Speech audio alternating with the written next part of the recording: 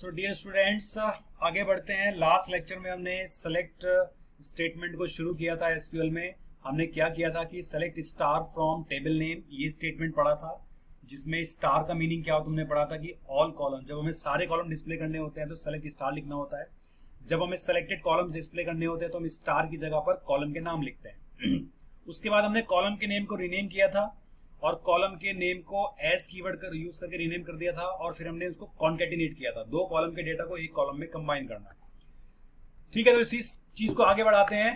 ठीक है, हम स्टेटमेंट लिख रहे हैं एक सेलेक्ट, हम स्पेसिफाइड कॉलम लिख रहे हैं, तो सेलेक्ट के बाद कॉलम के नाम EM, एग्जैक्टली आपको वही कॉलम के नाम लिखने होते हैं जो आपकी टेबल में अवेलेबल है।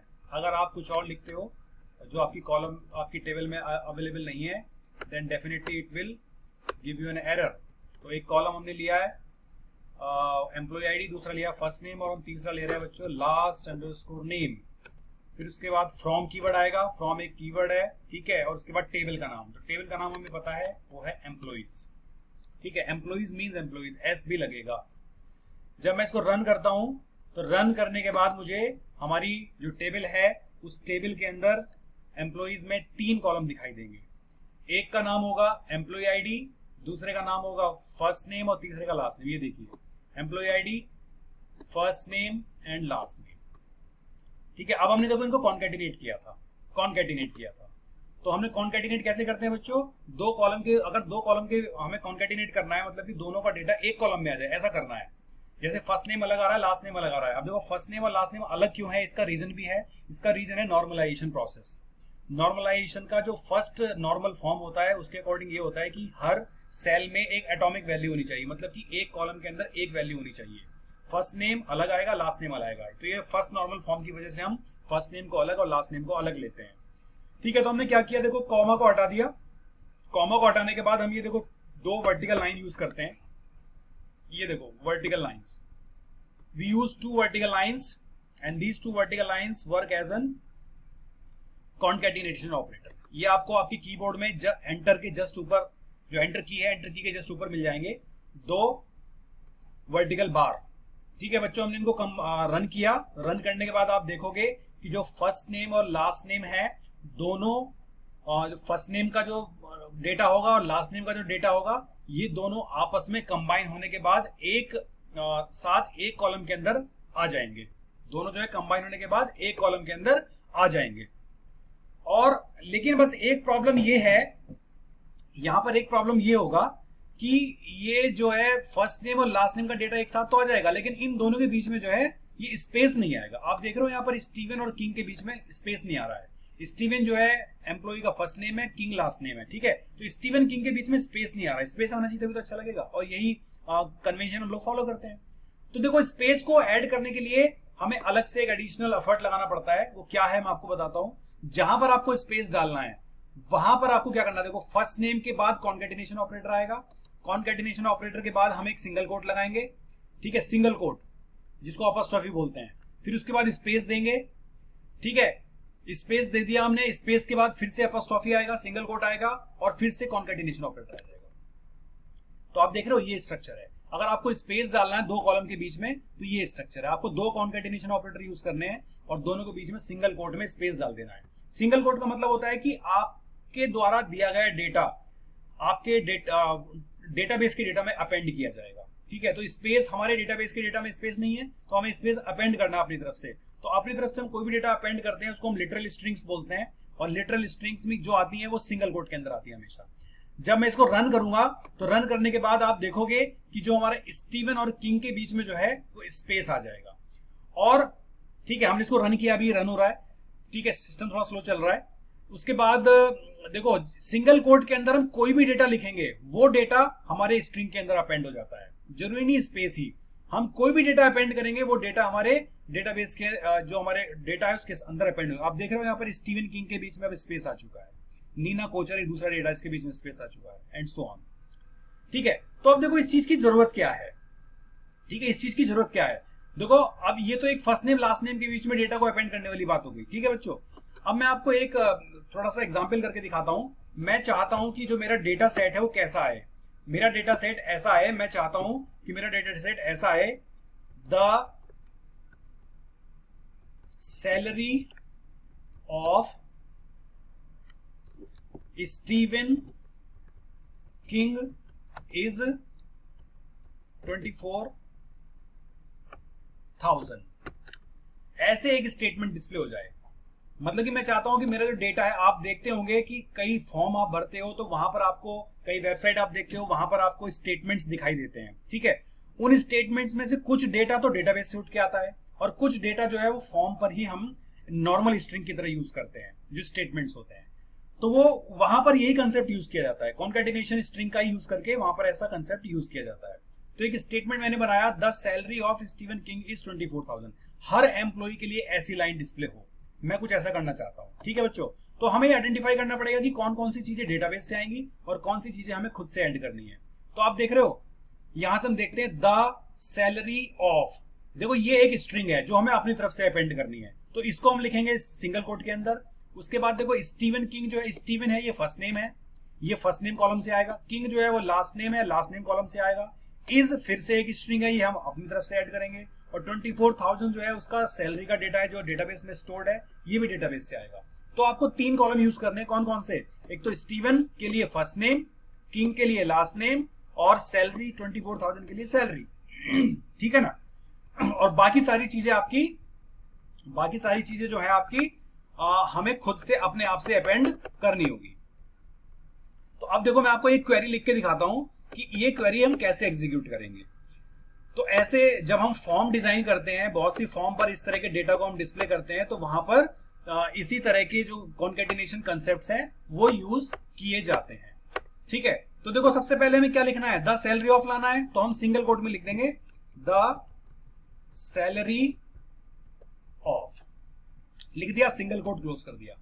देखो हमने सिलेक्ट के बाद लिखा द सैलरी ऑफ, क्योंकि ये डेटा हमने अपनी तरफ से ऐड किया तो हमने इसको लिखा है सिंगल कोट के अंदर, ठीक है ना बच्चों। उसके बाद आप देखो ऑफ तक हो गया, उसके बाद अब स्टीवन कहां से आएगा, फर्स्ट नेम से आएगा।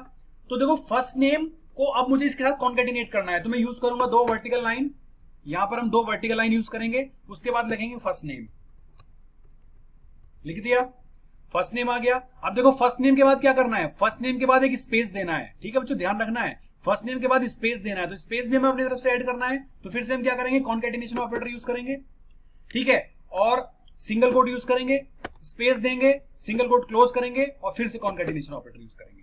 आप जब 1-2 बार क्वेरी लिखोगे तो आपको आसानी से प्रैक्टिस हो जाएगी। आप ध्यान रखना, ये सिंगल को concatenation operator start, concatenation operator close और दोनों के बीच में सिंगल कोट के अंदर स्पेस, ये स्पेस ऐड करने का तरीका है। उसके बाद देखो हमें क्या करना है, किंग लिखना है, तो किंग कैसे आएगा, लास्ट नेम कॉलम से आएगा। तो इस कॉन्कैटिनेशन ऑपरेटर, इसके बाद हमें क्या लिखना है बच्चों, लास्ट नेम, लास्ट नेम लिखा। अब देखो लास्ट नेम यहां से आएगा, लास्ट नेम के बाद क्या है बच्चों, इज है, ठीक है ना, इज है, तो इज हमें अपनी तरफ से ऐड करना है, तो कॉन्कैटिनेट करना पड़ेगा। तो डबल लाइन यूज करेंगे, डबल वर्टिकल लाइन, और सिंगल कोट के अंदर क्या लिखेंगे, इज, सिंगल कोट के अंदर क्या लिखेंगे, इज। अब इसके बाद क्या आएगा बच्चों, 24,000, ये क्या है, सैलरी, सैलरी कहां से आएगी, टेबल से आएगी, कौन से कॉलम से, सैलरी कॉलम से आएगी, तो वही डबल लाइन लिखेंगे, कॉन्कैटिनेशन ऑपरेटर और कॉलम का नाम लिख देंगे सैलरी, ठीक है बच्चों। ये हमारा स्टेटमेंट कंप्लीट होगा। आप जब स्टेटमेंट को देखोगे तो लगेगा बहुत कॉम्प्लिकेटेड है, लेकिन जब आप इसको समझ लोगे, आप खुद से लिखोगे, बहुत आसान आपको लगेगा ये। हम इसको रन करते हैं क्वेरी को, अभी ये एरर जनरेट करेगा, ठीक है। क्यों एरर जनरेट करेगा, क्योंकि इसके नीचे ये स्टेटमेंट लिखा हुआ है, ये गलत है, इसको हटाओ यहां से, इसकी जरूरत नहीं है ना, ये स्टेटमेंट गलत है।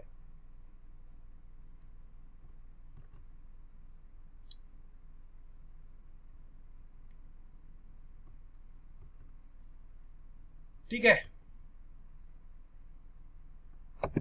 तो इसको हम, हाँ ये आ गया, सॉरी ये मैंने इसको डिलीट कर दिया था ऊपर वाले को, इसको डिलीट करते हैं बच्चों, इसको डिलीट करना है हमें, इसको मैंने डिलीट कर दिया है, कर दिया, दैट्स डन। अब मैं इसको रन करता हूं बच्चों, देखो अब आप देखो इसका आंसर देखना, आपको ये स्टेटमेंट आपको पूरा दिखाई देगा जो मैंने आपको लिख के दिखाया था, वही स्टेटमेंट हमारी स्क्रीन पर आने वाला है। स्टेटमेंट अभी एग्जीक्यूट हो रहा है, रन हो रहा है, सिस्टम थोड़ा स्लो चल रहा है, आप देख रहे हो यहां पर, आउटपुट चेक करिए एक बार, द सैलरी ऑफ आ रहा है, the salary of Steven King is 24,000, दिख रहा है ना पूरा स्टेटमेंट। अब देखो इसमें से कुछ डेटा आपका अपना है, कुछ डेटा डेटाबेस से आया है, लेकिन आप कुछ प्रॉब्लम यहां पर दिख रही है हमें, क्या दिख रही है, जैसे ऑफ और स्टीवन के बीच में स्पेस नहीं है, किंग और इज के बीच में स्पेस नहीं है, इज और 24 के बीच में स्पेस नहीं है, नहीं है ना, तो इसको हमें स्पेस डालना पड़ेगा। तो आपको देखो ऑफ के बाद स्पेस डालना है ना, तो देखो ऑफ ऑलरेडी सिंगल कोट के अंदर है, तो हमें यहाँ अलग से वो कंसेप्ट नहीं लगाना स्पेस वाला, आप ऑफ के बाद स्पेस दे दीजिए, ये कंसीडर कर लेगा, एज ए आप यहां पर कर लीजिए। इज से पहले स्पेस लगा दीजिए और इसके बाद स्पेस लगा दीजिए, दैट्स इट। अब आप देखो रन करो इसको, आपका स्टेटमेंट आपको परफेक्ट दिखाई देगा। हमने इसको रन किया, स्टेटमेंट इज रनिंग, ठीक है, आपको आउटपुट आने वाला है, आउटपुट आएगा, आप देखोगे the salary of Steven King is 24,000, दिख रहा है ना, परफेक्ट आंसर आ रहा है हमारे पास। तो ये हमारा है किसका कंसेप्ट है, कॉन्कैटिनेशन का। अब आप देख रहे हो कि इस टेबल के अंदर एक कॉलम बन रहा है, ये देखो एक चीज बता दूं, ये डेटा जितना भी जनरेट हो रहा है सब टेम्परेरी है, रैम के अंदर जनरेट हो रहा है, मैंने पहले ही बताया था।